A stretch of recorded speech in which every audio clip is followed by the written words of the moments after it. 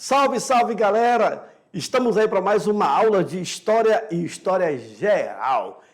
Hoje o assunto chama muita atenção porque vamos dar continuidade às informações da pré-história, assim por diante, tá bom? Novamente, sejam todos bem-vindos ao nosso cenário fantástico, que é o cenário da história. E aí eu acabo dividindo espaço com aquele meu guerreiro, né? O cruzadista, né? E ali também algumas imagens da Idade Medieval, tá bom? Então, senhores, preste atenção, abram o caderno, procure fazer as anotações. Para que isso, professor? Para quando vocês forem fazer a atividade e estudar para a prova, você tem lá teu rascunho, você vai recorrer ao teu rascunho, vai estudar e vai fazer uma excelente prova. É para isso que serve, tá bom? Então, fique ligado, procure anotar tudo que você com certeza vai ter um bom entendimento desse assunto, tá bom? A aula de hoje é a 7.1, Pré-História Brasileira, parte 1. E aí nós estamos falando sobre a pré-história do Brasil. Professor Lorismar, nós tivemos pré-história no Brasil? Com certeza! Vocês irão saber como é que funcionou essa pré-história, tá bom? Por isso que o assunto ele é muito gostoso. Segue no quadro. Olha lá. Eu vou falar sobre a cultura de Clovis, ou a cultura Clovis, dá no mesmo, e os sítios arqueológicos encontrados no Brasil. Nossa, esse assunto ele é fantástico. Para a aula de hoje, qual será a nossa habilidade? Muito simples. Eu tenho que compreender e relacionar as diferentes formas de organização da vida social e das relações de poder. Esse aí é o entendimento para a aula de hoje. Segue no quadro, olha só lá. O que nós temos? Nós já vimos a cultura de Clovis. Senhores, a cultura Clovis, olha só, acompanha comigo no mapa. Nesse mapa, vocês podem estar analisando por onde se deu a expansão do Homo caçador-coletor. Tá? Observe que ele nasceu ali na parte Eurásia, Europa e Ásia, ali na parte do deserto do Saara, acabou indo por toda a Europa, passando pela Ásia, olha aí, entrando ali pelo Estreito de Bering, não é isso? E passando pelo Alasca, chegando até a América do Norte, América do Sul. Provável rota do ser humano para a América. Que o homem, mesmo sendo surgindo ali na África, ele se expande para a Eurásia e aí atravessa toda a Ásia, pegando ali no estreito do Alasca e chegando até o sul. Como já foi mencionado aqui em outras aulas, inclusive. Certo? Avançamos. O que vem a ser a cultura de Clovis? Olha lá. Olha aí. Os grupos humanos, eles teriam vindo da Ásia, como vocês viram há pouco, entrando na América através do Estreito de Bering. Novamente, observe no mapa. Acompanhe aí comigo essa seta vermelha. A expansão, o direcionamento para onde esse hominídeo acaba se expandindo. Professor, aí ele chega até a América do Sul. Acabou? Sim. Só que nós estamos falando de milhões de anos, tá? Milhares de anos, na verdade. Milhares de anos. Uma expansão que começa a 400 mil, 500 mil, 300 mil, 200 mil, até chegar ali. Chegou na América do Sul, estabilizou. E aí vai haver uma evolução do corpo humano como em si. Olha lá. Os humanos teriam vindo da Ásia, entrando na América através do Estreito de Bering, congelado. Quando houve um certo grau de congelamento daquela parte do oceano. Mas, olha só que interessante. Professor, o que fez o homem da África, da Europa, da Ásia, vir para a América? Boa pergunta. Meus queridos, ele veio atrás de alimento. Vocês estão pensando que o homem ele vagava pelo tempo à toa? Claro que não. Ele não vagava. Na verdade, os animais se expandiam, os animais se distanciavam E o homem caçador-coletor, ele ia em busca desse homem. Tu acredita? Cada vez mais tentando capturar essa caça. E o que aconteceu? Essa caça acabou entrando pelo Estreito de Bering. E aí vai chegar onde? Até a América. Show? No quadro continua. Produziram ferramentas de pedra. E aí eu tenho os traços físicos semelhantes aos das populações asiáticas. Professor, por que disso? Porque, aluno, você tem que entender que vai, mesmo assim, haver uma miscigenação, ou seja, uma mistura de povos, uma mistura de tribos, uma mistura de civilizações, certo? E ao haver essa mistura, o que acontece em si? O que acontece? Muito simples. O homem, ele passa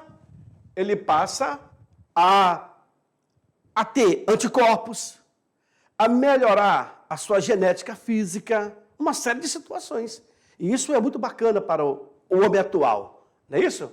Essas evidências essas evidências datavam de 12 mil anos. É muito? Não, não é muito. Foi um dia desse. Foi um dia desse, aluno. Foi um dia desse, sabe por quê? Porque 12 mil anos foi a última Pangeia, que foi 10 mil anos, que foi o último período que o homem, que foi o degelo. Eu falei isso numa outra aula, quando houve o grande dilúvio, né, na Terra. Foi um derretimento de gelo que acabou alagando boa parte da Europa, que na Bíblia se fala em dilúvio, tá bom? Mas é interessante, porque o homem, há 12 mil anos atrás, isso é muito pouco. Nós temos vestígio, olha aí, aluno, nós temos vestígio aqui no nosso estado de Rondônia, que encontramos aí pontas de lança, chamado de sílex, de 7 a 8 mil anos atrás.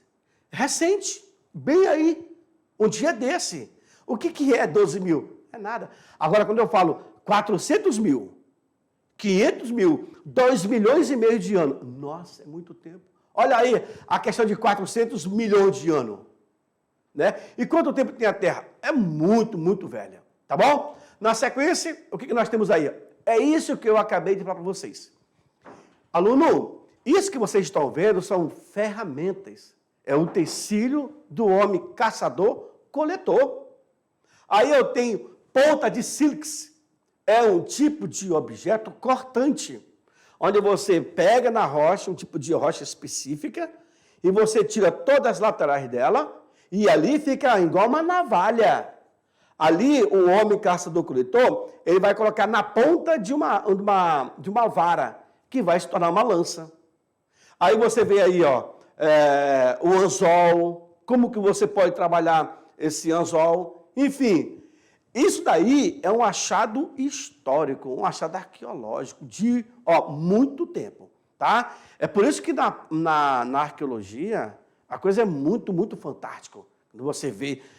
E eu aconselho você a estudar, pesquisar mais a arqueologia, porque é muito gratificante, tá bom? Na sequência, o que nós temos? Outros achados mudaram esse entendimento da cultura de Clovis. Ah, é? É. Hoje existem sítios pré-históricos mais antigos na América, com datação confirmada entre 15 mil a 25 mil anos atrás. Vem para mim, como é que é? É. Nós temos sítios que foram descobertos que os pesquisadores, através de um sistema fantástico, eles acabam datando aquele sítio. Sítio arqueológico é o ambiente. Por exemplo, aí na tua casa, veja aí a dimensão do teu terreno. De repente, aonde você se encontra hoje, poderia ser um sítio arqueológico. É só você começar a fazer escavações, né? No quintal, um aqui, outro ali, você vai encontrar alguns artefatos diferentes, que na leitura do arqueólogo vai dizer assim, ó, esse aqui é uma ponta de lança. Não, esse aqui é um pedaço de uma vasilha, né? É de um batedor. Ah, essa aqui é uma pedra polida. Nossa, de repente, ali tu vai ver o quê? Um sítio arqueológico. É isso que se fala sítio arqueológico, o ambiente onde se pesquisa, tá bom? Por isso que se fala, poxa, 25 mil anos é muito tempo? É e não é. Nós temos um sítio muito mais antigo, de 50 mil anos, 100 mil anos. Mas, professor, a gente consegue ainda encontrar esses vestígios? Consegue. Nós temos recentemente, a revista arqueológica mundial, ela acabou noticiando um achado de uma espada da época do bronze. Quando surgiu o bronze, senhores? É muito tempo. Né? Então, tudo isso vem à tona. Segue comigo no quadro, olha lá. E com isso, desenvolveu-se a famosa teoria transoceânica.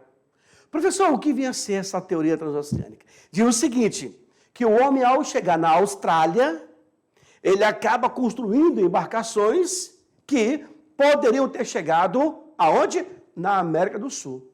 Olha só, uma outra teoria, tá? Eu tenho a teoria de Clovis, eu tenho a teoria de Berg, eu tenho a teoria transoceânica. Olha só, a teoria de Berg é lá por cima, que é sustentada também por Clovis, tá? O homem chega lá por cima através do Alasca. América do Norte, América Central e fim da América do Sul. Só que a transoceânica, ela vai reduzir, dizendo que o homem, ao sair da África, ele foi para a Europa, a Ásia, pegou ali a parte da Austrália, fez embarcações, né, nas ilhas da Polinésia e acabou chegando na América do Sul. Vejam só, aluno, teorias, suposições. Professor, nós temos algum trabalho, algum artigo, alguma tese de doutorado que sustenta isso? Bom, existem teses, né, onde se procura confirmar a chegada desse homem através da Austrália, tá bom? É só procurar. Vejam só, o Brasil, qual será a importância do sítio arqueológico do Brasil para o estudo da presença do homem na América? Meus queridos, o Brasil é uma região muito rica em sítio arqueológico. Né? Que eu diga Luzia, o nosso fóssil mais antigo, ou é o fóssil mais antigo das Américas. Porque a Europa, ela sempre foi eurocêntrica. Ela sempre quis ser a mais antiga, a mais poderosa, que pode isso. Não, acabou essa teoria. A Luzia, encontrada em Minas Gerais, é o nosso fóssil aí de aproximadamente 12.500 anos, ou 12.300 anos. Isso vai confrontar com o achado dos americanos, que é de 11 mil. Para vocês verem, vocês observaram a teoria de Clovis, vindo pelo Estreito de Bering, que o homem passa pela América do Norte, América Central e acaba na América do Sul, nós iremos encontrar justamente no Brasil o achado mais antigo das Américas. Professor, e se encontrar um achado mais antigo do que a Luzia? Só se for na Patagônia, só se for naquela região da Argentina, que poderá encontrar, e vai encontrar, vai achar, tá? Mas é preciso pesquisa. De repente o nome Luzia até hoje está no auge, mas daqui a 5 anos, a 10 anos, 15 anos, parou. Vai vir um outro personagem, tá? Olha só essa imagem aí. Eu tenho uma pedra furada, a região, senhores, do Piauí, São Raimundo Nonato, é riquíssimo em achado arqueológico. Tanto é que se fez essa passarela que vocês estão vendo aqui embaixo, para justamente se contemplar as pinturas rupestres, ou as gravuras rupestres na parede. Senão, senhores, já teriam acabado há muito tempo. Observe aí toda uma passarela e olha só o habitat desse homem caçador e coletor, tá bom? Principais sítios arqueológicos do Brasil, segue comigo, são esses que vocês estão vendo na tela. Terra Preta da Amazônia, professor, Terra Preta, o que é isso? Terra Preta é um ambiente onde as civilizações do passado utilizavam pelos depósitos de fósseis, de fogueira, a terra acaba sendo muito fértil. Aí é chamada de Terra Preta, né? Terra Preta de Índio. No Amazonas, a Boqueirão da Pedra Furada no Piauí, que vocês viram agora há pouco a imagem, Lapa Vermelha em Minas Gerais, Foi nesse local que foi descoberto o crânio de Luzia, considerada a primeira mulher brasileira, viu aí? E ela tinha uma estatura de 1,46 m, muito pequena, tá? Sambaquis, do litoral do Rio Grande do Sul e Santa Catarina. Eu expliquei isso aqui em outra aula também, que quando você começa a escavar, você está no Monte de Concha, que é Sambaquis, e Santa Helena, no Mato Grosso do Sul. Possui aí datações de 23 mil anos atrás. É isso mesmo? É. Nós temos sítios muito mais antigos, pelas datações. E a Terra Preta da Amazônia, com seus sítios, os testos da ilha de Marajó e os megalitos de Calçoone estão trazendo novas luzes em relação à história indígena da floresta tropical. Professor, tem muito mais do que se descobrir? Com certeza, com certeza.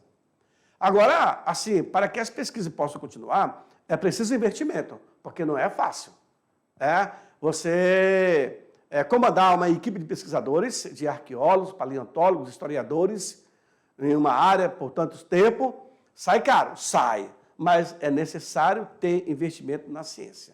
Tá bom? Na sequência, o Parque Nacional da Serra da Capivara. A maior concentração de sítios arqueológicos do Brasil encontra-se no Parque Nacional da Serra da Capivara, especificamente em São Raimundo Nonato, Piauí. E eu prometo para vocês que para o ano que vem, se Deus quiser nos permitir, eu estarei conhecendo São Raimundo Nonato, esse sítio arqueológico, que é um desejo meu. Recentemente eu fui para o Nordeste, mas eu só não fiz o Piauí. Mas eu pretendo conhecer, fotografar e trazer minhas imagens e colocar na minha própria aula. Tá? É um desejo profissional da minha pessoa. Continua na tela. Olha só.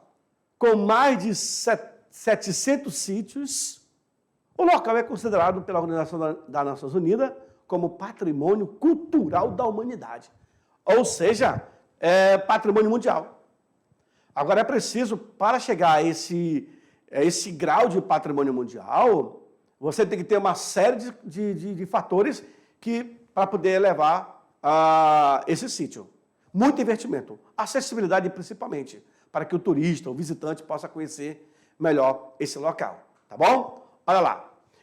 Estão abertos à visitação pública, no total aí 14 trilhas, correspondendo a 64 sítios arqueológicos.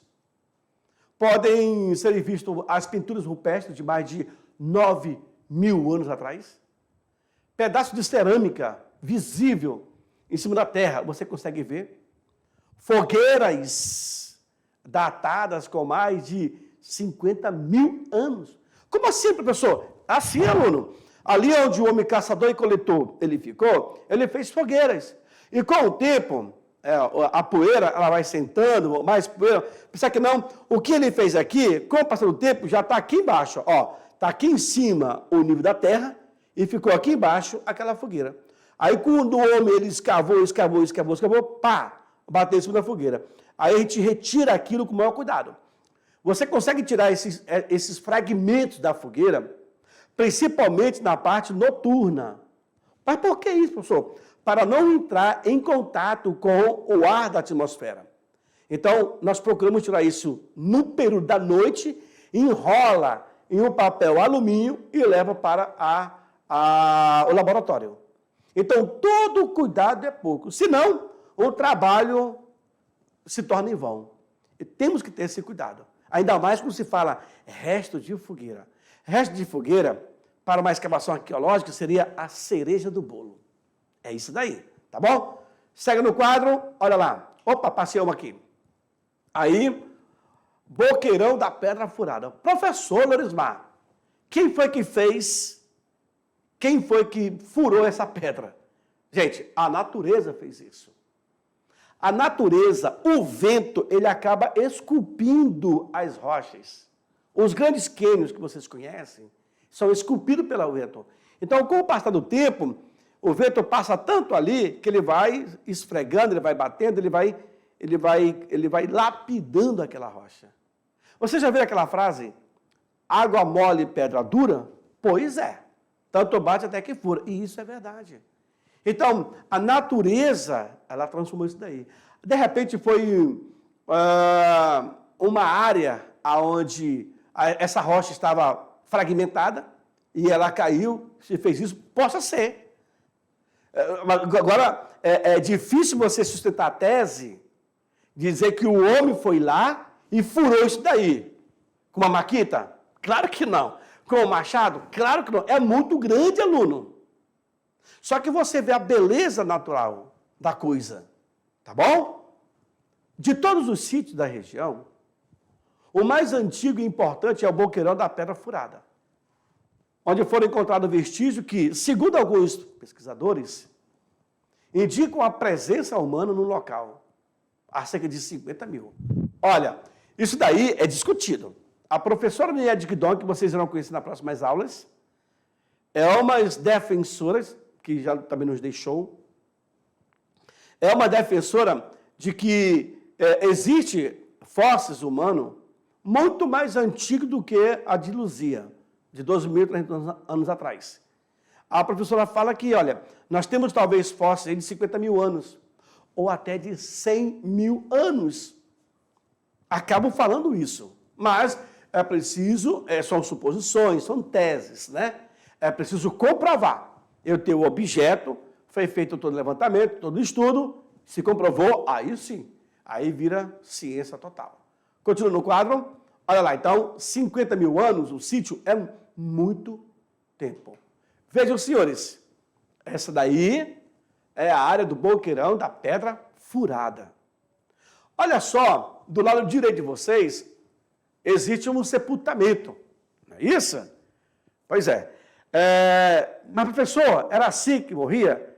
Vejam, vocês aprenderam nas outras aulas que o homem aprendeu a fazer funeral, ou seja, o homem passou a enterrar os seus entes queridos a partir do Homo neandertal.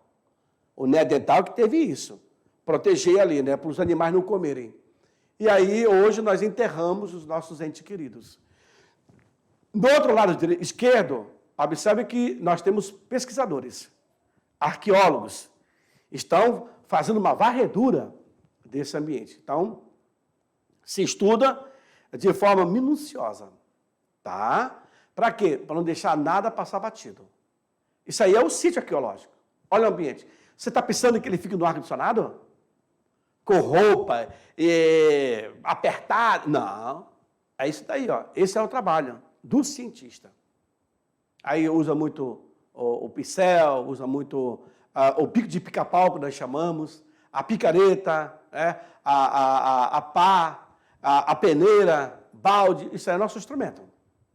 Tá bom? E quanto mais se pesquisa, exaustivamente em um local desse daí. Tá bom? Tudo começou em 1970, quando o primeiro sítio arqueológico do Piauí foi descoberto pela paulista Niede Guidon, no ano de 1933. Formada em História Natural pela USP e com o doutoramento em Arqueologia Pré-Histórica na Sorbonne, em Paris. Professora Niede Guidon, nós chamamos ela é a papisa da arqueologia do Brasil. Tanto ela como outros nomes muito importantes, né? Olha lá, essa daqui é a professora Niede Guidon. Os estudos de Niede Guidon, ainda mais sobre a São Raimundo Nonato, essa área do Nordeste, ela domina tudo, muito, e começou bem jovem, né, o interesse dela pela arqueologia. Em 1970, se não me falha a memória, foi o PRONAPAB, o Programa Nacional PRONAPAB, Programa Nacional de Pesquisa Arqueológica do Brasil, que se intensificou, se buscou muitas informações e era necessário nós resgatarmos as nossas origens. E aí a coisa foi para frente, tá bom? Essa é Niede Guidon e atrás nós temos nada mais do que ali o sítio de São Raimundo Nonato. Inclusive a Pedra Furada se encontra ali, tá bom? Os vestígios mais antigos. As pesquisas da professora identificam a presença humana no local, olha o que eu falei, há 100 mil anos atrás. O que muda a perspectiva da pré-história americana. Porque a pré-história americana, eles se acham. Ele acha que o hominídeo chegou no território americano e pronto, lá ficou. Tá, e como é que justifica a presença desses hominídeos na América Central e Sul? Como? Ah, vieram pela Austrália? Aquela transoceânica? Nada a ver. Tá? Segue no quadro, olha lá. Pela técnica do carbono 14, a pesquisa chegou à data de 58 mil anos atrás. Mas, professor, se a professora pesquisadora arqueóloga Nied Guidon, ela falou que nós temos vestígios de datações de 100 mil anos atrás. De que objeto ela fala? Ela fala de fogueira, resto de fogueira, que possivelmente foi encontrado, resto de fogueira, que ao ser analisado pelo carbono 14, chegou a uma datação de 100 mil anos. Só não disse que encontrou fóssil mais antigo, porque até hoje não foi encontrado. Mas se tivesse encontrado um pedaço, um osso de um braço, né, ou um pequeno osso de um dedo, e que se levasse para o carbono 14 e identificasse, datasse, aí mudaria. O lance da Luzia é que foi encontrado o crânio dela. Nas próximas aulas vocês vão ver. E aí se fez uma reconstituição. Walter Neves, grande pesquisador, vai falar com vocês sobre isso. Tá bom? Olha lá. Isso daí é um crânio de hominídeos, certo? Observe que a professora, ela está usando luva, porque a nossa mão, ela tem um suor. E esse suor, ela pode prejudicar o produto que está em análise. É por isso que nós usamos luvas. E para não deixar também as digitais. Aí você vai limpar e acaba prejudicando o objeto. Observe que a professora, ela está usando máscara. Porque ela está lidando com fóssil. Pela linguagem dessa imagem, você observe que esse crânio, um dia teve uma alma, teve uma vida, teve uma afeição. Hoje, para a ciência, é buscar o entendimento. Quem era esse cidadão ou cidadã? Aluno, do jeito que vocês estão vendo aí, por esse crânio, um pedacinho do osso de qualquer parte desse crânio, você tem uma decifração. Você sabe se esse crânio é de um sexo masculino ou feminino? Você sabe do que ele se alimentava? O tamanho dele? E você pode também saber, pela composição, a causa da sua morte. Ela está usando máscara porque esse material é fóssil. Isso pode trazer um ácaro, pode trazer um fungo. E ela inspirar esse ácaro, esse fungo, para dentro do corpo dela, ela pode ter um problema sério. Ela não está usando jaleco e nem touca. Mas, pela experiência, ela sabe muito bem o que está fazendo. Mas uma pessoa que não conhece, for fazer isso, pode ter um prejuízo muito grande. Tá bom? No quadro, olha lá. A partir de 1991, as pesquisas da professora doutora Nied Guidon, na Serra da Capivara, apresentam evidências irrefutáveis de que os vestígios encontrados estavam ligados ao Homo sapiens, que é a última geração, o homem com sabedoria. Não é isso? Ela consegue fazer esse intercâmbio do último hominídeo encontrado aqui na nossa região com a genética do Homo sapiens. Tá bom? Aí é interessante vocês observarem que nós estamos basicamente em um sítio-escola. Como é que eu falo isso? Lá atrás, observe que eu tenho alguns acadêmicos que estão fazendo sondagem. O nome disso é sondagem, tá?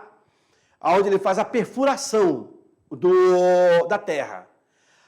Nessa primeira imagem que vocês estão vendo, eu tenho vários corpos ali. Na verdade, vários fósseis, restos humanos. Mas ali estava debaixo da terra, que foi escavado. Aí você faz uma leitura. O que aconteceu aqui? Foi um massacre? Né? Ou eles morreram de uma doença contagiosa? Como é que esse aqui é um cemitério? uma leitura geral é feita desse ambiente. Você observa que as crianças estão ao entorno dessa escavação para justamente aprender o significado de sítio arqueológico. E nós temos, em algumas universidades, inclusive, sítios arqueológicos. Preste atenção que algumas crianças estão com o caderno na mão, fazendo as anotações. Perceberam? Possivelmente vieram de uma escola, e eu posso até arriscar que essa imagem é da região do Piauí, aonde eles enaltecem bastante essa cultura da preservação do sítio arqueológico. E nesses guarda-chuva aí, guarda-sol verde, nós temos os arqueólogos fazendo o levantamento. Tá bom? Isso é gratificante em você ficar sabendo. A partir, então, de 91, né, isso já frisamos, aí eu tenho a professora Niede Guidon, que está fazendo uma coleta. Nós temos aí um sepultamento que acontecia numa caverna. Então, com o olho apurado de pesquisadora, ela está buscando colher algumas informações. Então, dependendo da forma que ela foi enterrada, que ela foi depositada ali, ou foi desovada, desovada em termos assim, de mais atual, né? Mas como que ela se posicionou ali, tem toda uma leitura. Tem toda uma leitura para você estarem fazendo, tá bom? Olha lá, Lagoa Santa. A região de Lagoa Santa, em Minas Gerais, é um outro dos principais sítios arqueológicos do país. Ali foi encontrado o crânio de Luzia, o mais antigo fóssil humano encontrado nas Américas, com, olha aí, 12.500 anos, além de machados de pedra. Só que esse machado de pedra, nós falamos aquele machado rústico, pedra lascada, do Paleolítico e não do Neolítico. Do Neolítico nós temos várias machadinhas aqui, que o pessoal do interior fala de pedra-raio, ou pedra indígena. Não, ali é pedra polida. É uma rocha, é um quartzo, que é muito resistente. Tá bom? Olha só essa imagem. É o de um sepultamento e é de quem? O fóssil da Luzia. Como que foi encontrado? E aí se procurou fazer a montagem desses restos aqui, desses fósseis. Faltou muita coisa. Faltou muita coisa. E o grande responsável por isso é o professor arqueólogo Dr. Walter Neves. Né? Ali não é o crânio de Luzia que ele tá mantendo na mão, mas é um crânio. Ele estuda muito essa área de fóssil, por ser arqueólogo. O crânio de Luzia vem mais lá na frente. Então, ele é um cara que conhece extremamente toda a trajetória. Então, assim como a professora Niede Guidon é a papisa da arqueologia, o professor Walter Neves é o papa também da arqueologia, mas em outro segmento. Tá? Então, por exemplo, em fóssil humano, em cultura material ou imaterial, nós temos uma gama de especialistas em determinadas áreas. Tá bom? Olha só, nesse caso aí, você tem uma imagem do professor Walter Neves dentro do seu laboratório. Na verdade, aí é o escritório dele. O professor Walter Neves está com vários crânios, o estudo que ele tem e conhecimento acaba dando a ele essa eficácia, né? O cara que fala com propriedade do tema. É assim, aluno, é você pegar uma pessoa que ele passou a vida inteira fazendo aquilo. Você vê na expressão, no olhar, o tesouro, o gosto, a sabedoria por aquilo. Então, o professor Walter Neves, ele é uma dessas figuras que realmente gosta daquilo que faz e se apropria e se aprofunda cada vez mais. Se uma outra pessoa, um espertalhão, tentar dar uma de doido e querer... Meu irmão, você tem que ter muito conhecimento. Que todo mundo pode ter, na verdade. Mas você tem que ter uma linha que já foi construída ao longo do tempo. Senão você se perde e você se passa por ridículo. Tá bom? Olha o professor Walter Neves também.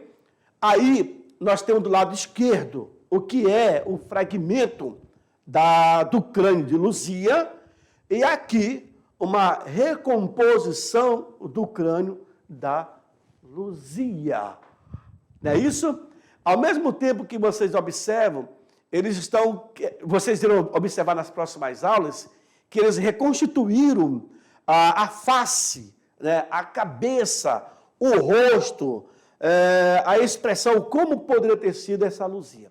Né? Nas próximas aulas vocês irão perceber como seria com os traços negroide. Olha aí, com uma estatura baixa, não é nem mediana. Mediana seria 1,60 m, 1,70 m, né? Mas o dela aí, no caso, 1,47 m. Caralho, tudo porque era pequena. Nós estamos falando aí de 11.500 anos. Bem aí, de lá para cá, houve uma certa mutação. Houve uma genética que foi melhorando com o passar do tempo. É você pegar hoje, por exemplo, aluno, um gaúcho nato, né? Aquele que, poxa, é quase 2 metros de altura, um grandão. Você pega um paraense. O paraense, a estatura dele é baixinha. Porque os paraenses, a grande maioria, são descendentes dos mundurucus, que é a tribo dominante do Pará. E essa tribo, eles são pequenos, raquíticos, magros, né? Já o paraense, então, acaba puxando para essa linha. Enquanto o gaúcho, grandão. Aí você cruza essas duas linhagens, o gaúcho com o paraense. Você vai ter uma mutação. É tipo como a gente fala, o cruzamento de raça, de cães, por exemplo. Você pode ter uma raça geneticamente modificada, com uma melhoria fantástica, ou não, ou pior, entendeu? Vai depender muito da genética desses dois ambientes que você está ali inserido, que no caso da raça humana ou da raça animal. Isso também se aplicou muito para os grãos. Ao longo do tempo, desde a última Pangeia para cá, com a revolução da agricultura, os grãos do milho, né, uma espiga tinha 1, 2 ou 3 caroços apenas. Com o passar do tempo, aumentou os caroços. Com o passar do tempo, isso aqui não, diminuiu o tamanho dele. E sempre se modificando geneticamente, até chegar hoje no quadro que nós conhecemos hoje. Então, assim, esse processo de evolução do homem, do nosso hominídeo, até os dias atuais, continua, professor? Com certeza. Hoje, por exemplo, nós temos crianças, pessoas que são extremamente inteligentes. Aí vem uma sigla, superdotado. Mas aí, é claro que em um contexto de 1 milhão, um se destaca. Mas tem. E se todo mundo fosse superdotado? Não teria graça, né? Mas existe esse equilíbrio. Quem consegue, quem pode, né? Por isso que a sociedade ela é heterogênica. Ela tem essa mistura.